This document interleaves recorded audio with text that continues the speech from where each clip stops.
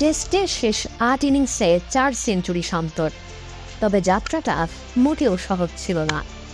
করতে হয়েছে কঠোর পরিশ্রম আর সইতে হয়েছে শত সমালোচনা। প্রতিটা সমালোচনার জবাব সেঞ্চুরি দিয়েই দিতে যেন পছন্দ করেন শান্ত। তিনি হয়তো নিজেও জানেন না তার নাম এখন ডন ব্র্যাডম্যান, জর্জ হেডলির পাশে। ব্র্যাডম্যান হেডলির পর শান্ত তৃতীয় ক্রিকেটার যিনি টেস্টে 50 করার পর সবচেয়ে বেশি রূপান্তর করেছেন সেঞ্চুরিতে।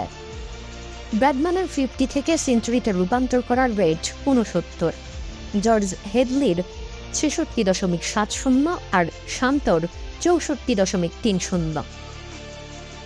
বয়সভিত্তিক ক্রিকেটে প্রতিভার তকমা নিয়ে এলেও আন্তর্জাতিক অঙ্গনে দীর্ঘ সময় তাকে পার করতে হয়েছে এক কঠিন অন্ধকার সময়।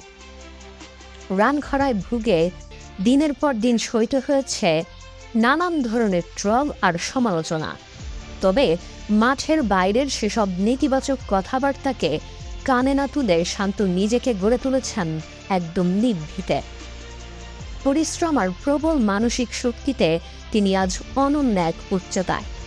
ব্যাটের রান না থাকার সেই দুঃসময়কে পেছনে ফেলে শান্ত এখন দলের সবচেয়ে বড় আস্থার নাম।